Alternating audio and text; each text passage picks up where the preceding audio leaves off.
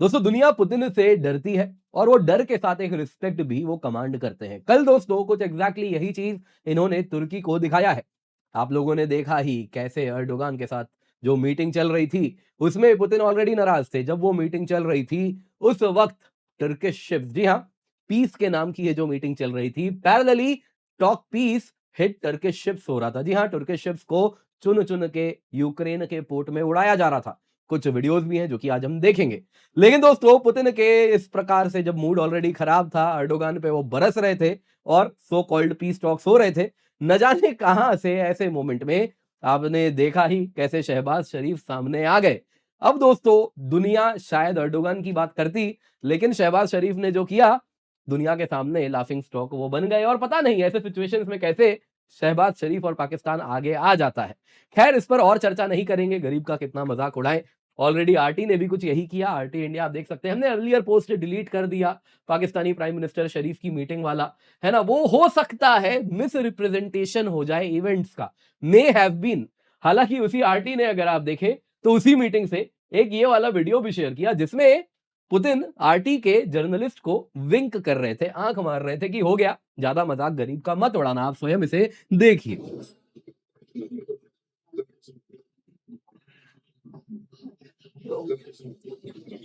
तो बात बड़ी क्लियर है, शरीफ का मजाक उड़ गया, सब कुछ हो गया, उसके बाद कहा भाई इज्जत रख लो यार, ऐसा भी ना करो। खैर, और इस पर चर्चा नहीं करेंगे, उसको रहने देते हैं। आज दोस्तों हम जिस पर चर्चा करने वाले हैं वो है एर्दोगान पे। जिस प्रकार से पुतिन ने मीटिंग किया एर्दोगान के साथ, पैरेलली रशिया ने 3 टर्किश शिप्स उड़ाए हैं। क्यों उड़ाए हैं? एर्दोगान को मैसेज देना था, जिसमें बड़ा क्लियरली पुतिन कह रहे हैं, देखिए जब मैं नेगोशिएटिंग टेबल पे आ रहा हूं तो मेरे साथ ढेर होशियारी ना करें। क्यों मैं ऐसा कह रहा हूं? कुछ ऐसा हुआ था जिस वजह से पुतिन को यह सख्त मैसेज देना पड़ा। फिलहाल दोस्तों आप जरा ये वीडियो देखिए कैसे टर्किश शिप को उड़ाया गया है।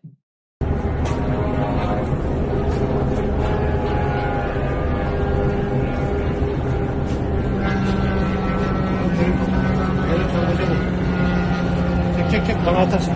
Havre patlatmışlar zaten bak. Aha gidiyor bak, drone'a bak, patlayacak bak bak. Patlayacak patlar. Ha! Patlayacak bak. Nereye gitti? O tarafa gitti.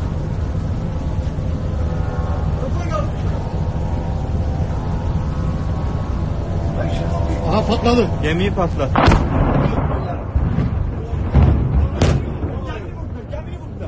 Gemini vurdu, gemini. Ha. Ula. Yok bana uğradı.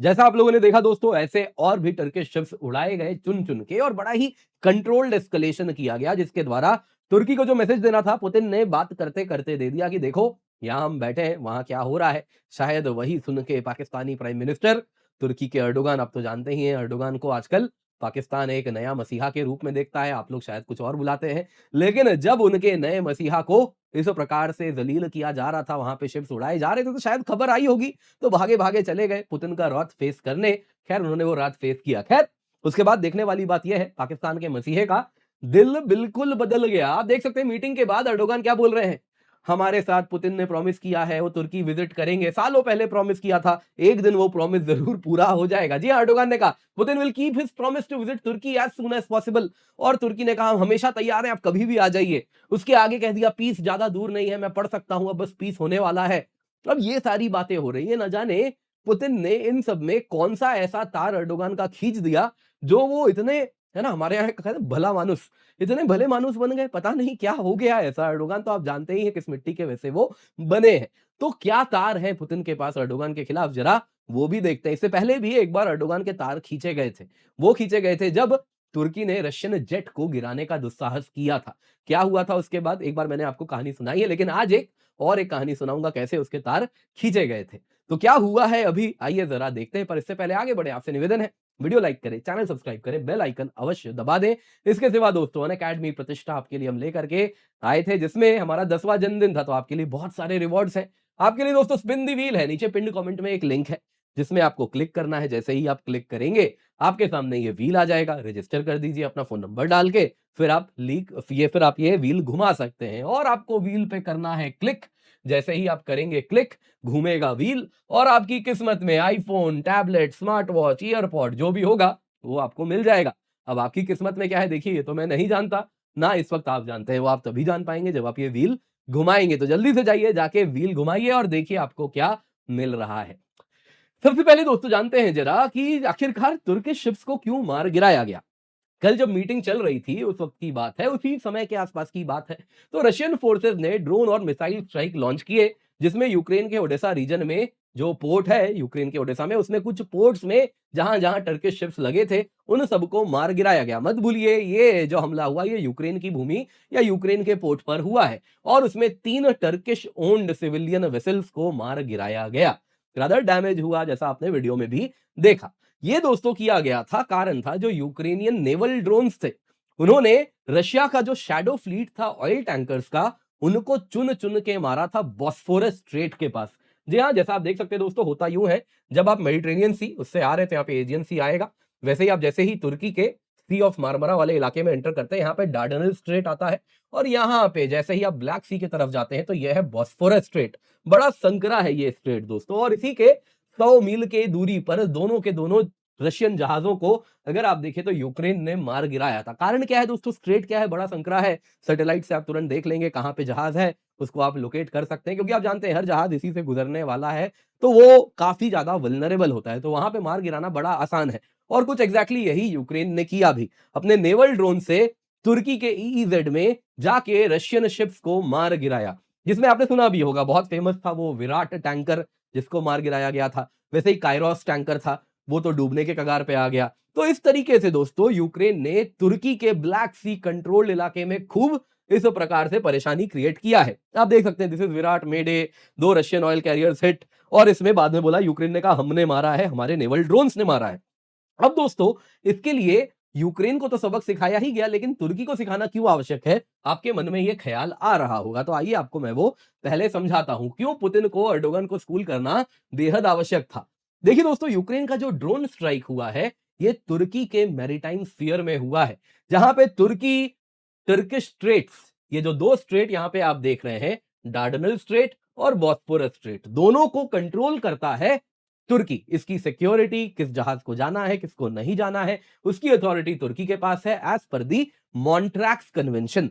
ये दोस्तों confuse मत होइएगा, ये wetland वाला मॉन्ट्रैक्स convention नहीं है, ये उससे बेहद पुराना मॉन्ट्रैक्स कन्वेंशन है, जो कि टर्किश स्ट्रेट्स को कैसे गवर्न किया जाए, क्योंकि आप देख सकते हैं इधर भी तुर्की है, यूरोपियन पार्ट, इधर पे तुर्की का एशियन पार्ट, बीच में ये टर्किश स्ट्रेट्स है, जो कि बेहद इंपॉर्टेंट है। ब्लैक सी में जितने भी देश है, यहां पे आप देख सकते हैं, सभी को सी का एक्सेस देता है यही 2 के 2 बॉस्फोरस स्ट्रेट और डार्डनल स्ट्रेट। तो मॉन्ट्रैक्स कन्वेंशन कहता है इसकी सिक्योरिटी की जिम्मेदारी तुर्की की है।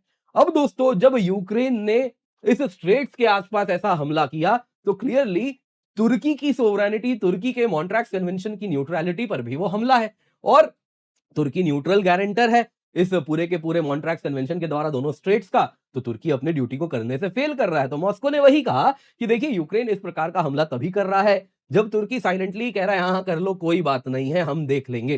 तो यहां पे दोस्तों तुर्की ने फिजिकली इंटरवीन नहीं किया, खाली ऊपर ऊपर से निंदा कर दी यूक्रेन की। बाकी इस प्रकार के हमले होते रहे, बैक टू बैक होते रहे, एक के बाद दूसरा, दूसरे के बाद तीसरा, हिम्मत और बढ़ती गई। तो रशिया सब कुछ देखा, और इसके साथ उसने देखा कि देखिए तुर्की जो कर रहा है वो रशिया के इंटरेस्ट के खिलाफ है, लेकिन अपने आप को अभी भी न्यूट्रल बुला रहा है। तो क्लियरली तुर्की को कॉल आउट करना तो आवश्यक था, और यही मैसेज दिया गया जब तुर्किश जहाजों को टारगेट किया गया। लेकिन बड़ा ही कंट्रोल्ड एस्केलेशन है। जब भी आप एस्केलेशन करते हैं, आपको एस्केलेटरी लैडर का ध्यान रखना होता है कि आप इतना एस्केलेशन ना कर दें कि सामने वाला भी एक बड़ा रिस्पॉन्स के लिए मजबूर हो जाए। Escalation should always be controlled, और एग्जैक्टली वही किया। रशिया का दोस्तों पुराना इतिहास है, जब वो टॉकिंग टेबल पे आता है ना, उस वक्त शो ऑफ फोर्स भी करता है। अगर आपके रिश्ते उसके साथ वैसे हैं तो, जैसा इस केस में तुर्की के साथ हो रहे थे, तो तुर्की को डिसिप्लिन करना था, तो वही शो ऑफ स्ट्रेंथ किया गया। और कैसे हुआ वो आपको और समझाऊंगा, लेकिन यहां पे एग्जैक्टली अगर आप देखें तो ये पुतिन का क्लासिक तरीका है बात करने का। रशिया ने दोस्तों, अगर आप देखें तो ये एस्केलेटरी लैडर में कंट्रोल्ड एस्केलेशन इसलिए था क्योंकि तुर्किश टेरिटरी में उसने हमला नहीं किया। उसने ना तो तुर्किश नेवल एसेट्स पे हमला किया, ना ही उसने अंकारा को मिलिटरीली कन्फ्रंट किया। उसने किस पे हमला किया? तुर्की की फ्लैग भी नहीं, तुर्किश ओन्ड जहाज पे, जो कि यूक्रेनियन पोर्ट में लगा हुआ था। और उस वक्त जब उसने हमला कर दिया तो ऐसा हमला किया जो कि इतना पेनफुल है कि देखिए नोटिस तो हो रहा है, लेकिन इतना भी नहीं कि तुर्की की नाक की बात बन जाए और उसे हमला करना पड़ जाए रशिया पे। वो कह देगा जी कोलैटरल डैमेज है, आपका दुश्मन के पोर्ट में जहाज लगा था, हमने हमला किया और देखिए वो चला गया, अब हम क्या कर सकते हैं। तो ये वाला जो पूरा का पूरा गेम है, ये कंट्रोल्ड एस्केलेशन आप यहाँ पे देख सकते हैं। खैर इसके बाद एर्दोगन का आप देखें तो दिल भी काफी ज्यादा बदल चुका है। इन्होंने अचानक से कहा कि देखिए इस प्रकार से जो अटैक्स हो रहे हैं ब्लैक सी में, मैं इसकी निंदा करता हूं। इस इलाके को एरिया ऑफ कन्फ्रंटेशन ना बना दें, है ना। ये ना तो रशिया ना तो यूक्रेन को बेनिफिट करेगा। ब्लैक सी तो सेफ नेविगेशन के लिए है, सभी देशों के लिए। और एर्दोगन ने कहा पुतिन को कि देखिए तुर्की तो इंतजार कर रहा है, पलके बिछा के बैठा है, आप कब आएंगे हुजूर, जल्दी से आए आप। और हम तो इंतजार कर रहे हैं, हम तो किसी भी समय आपको होस्ट करने के लिए तैयार है, बस आप एक बार आ जाएं। आगे दोस्तों इन्होंने कहा तुर्की तो तैयार है डायलॉग रशिया और यूक्रेन में आगे बढ़ाने के लिए, क्योंकि एर्दोगन का सपना है खलीफा बनने का।